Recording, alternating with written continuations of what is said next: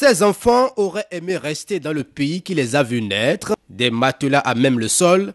Fuyant les affrontements, ils ont trouvé refuge ici au Bénin, au stade de l'amitié de Cotonou, dans l'attente d'un dénouement favorable.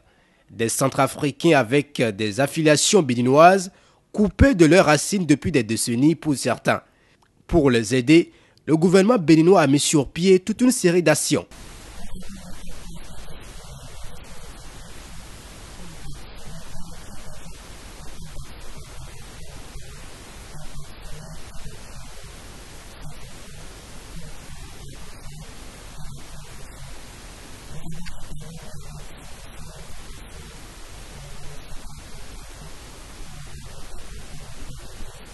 Certains parmi eux ont retrouvé leurs parents ou des familles d'accueil.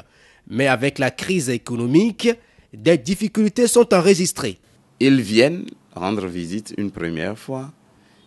Ils constatent que les membres de la famille sont effectivement à Cotonou. Combien ils sont? Y a-t-il des personnes âgées? Et souvent, ils vont préparer une place pour ces gens-là.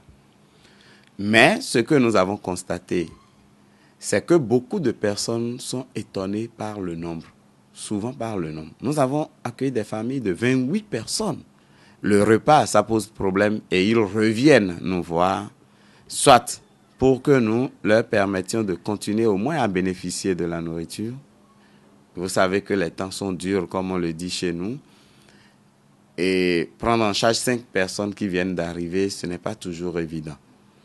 Ou carrément parce que les parents leur disent, si vous nous les gardez un peu pendant quelques jours, une semaine, le temps que nous prenions des dispositions. D'où la réticence ou l'abandon de certains qui errent encore ici en quête d'espoir. Dépassés par les événements, d'autres s'en remettent à Dieu.